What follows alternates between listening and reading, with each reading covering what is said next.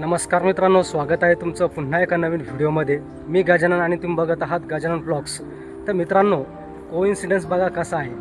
आज मला एका ठिकाणी जायचं होतं, ते म्हणजे श्री दत्तात्रय यांचं आजोळ म्हणून प्रसिद्ध असलेलं करंजी देवस्थान। आणि मला तिथलंच भाडं लागलेलं आहे की माझी गाडी मागं बघू शकता तुम्ही, ही आपली गाडी आहे आणि मला एक्झॅक्ट त्याच लोकेशनवरती भाडं लागलेलं आहे।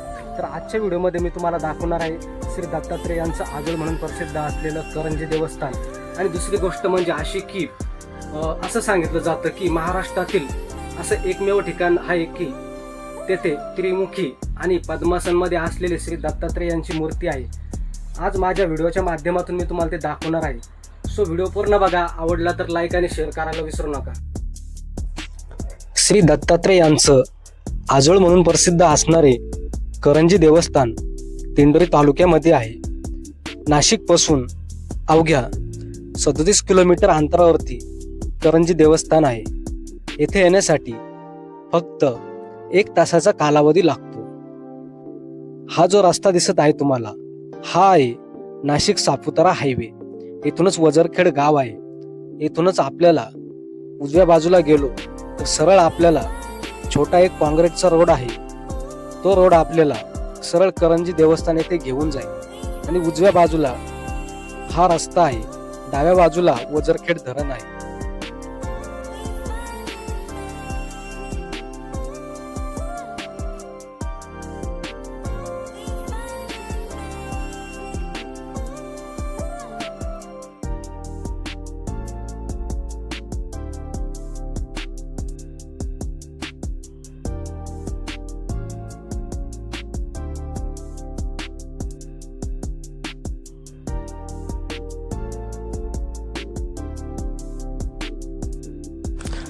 आता आपण पोहोचलो आहोत करंजी देवस्थान येथे। येथे मित्रांनो आपल्याला बघायला मिळते ते प्रशस्त अशी पार्किंग सुविधा।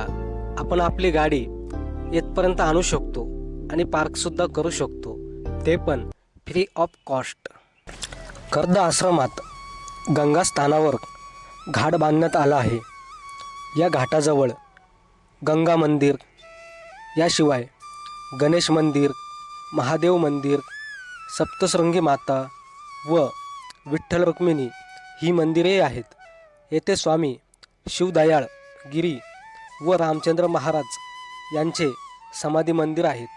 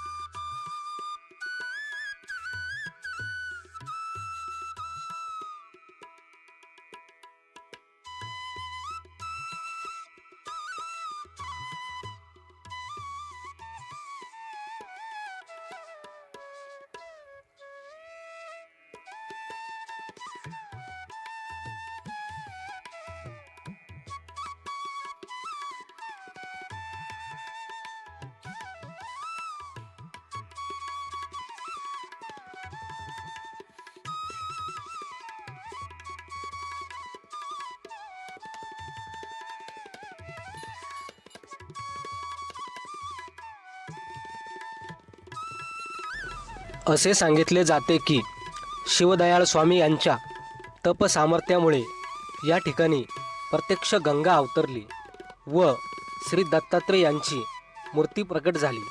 शिवदयाळ स्वामींकडे एकदा एक ज्येष्ठ शुक्ल दक्षमिस एक वृद्ध दाम्पत्य आले होते.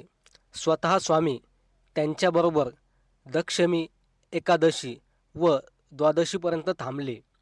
जेवण आटोपल्यानंतर त्यांनी त्या स्त्रीची साडी चोळीने ओटी भरण करून त्यांना निरोप दिला. स्वामींच्या या कृतीबाबत भक्तांनी विचारले असता साक्षात पंढरपूरचे विठ्ठल रुक्मिणी येथे आल्याचे त्यांनी सांगितले. स्वामींनी या परिसरात 1827 साली जिवंत समाधी घेतली. असे सांगितले जाते की समाधीनंतर पुढील 6 महिने ते जिवंत होते.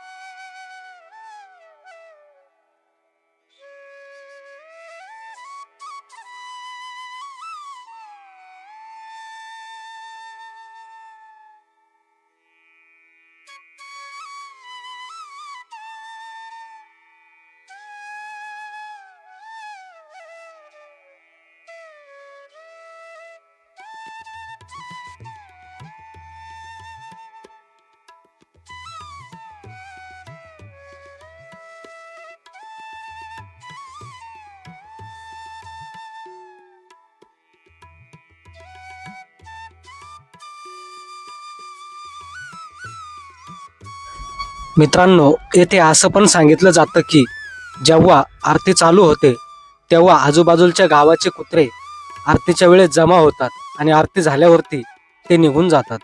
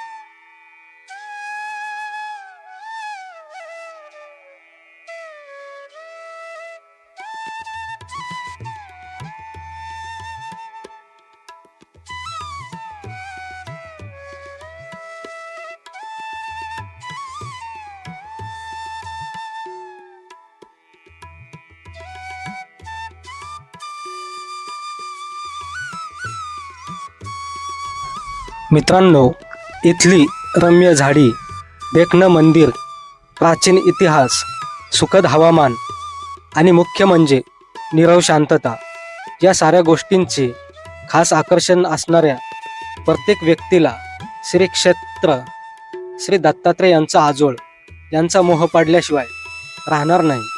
जर तुम्हाला हा व्हिडिओ आवडला असेल तर लाईक आणि शेअर करायला विसरू नका.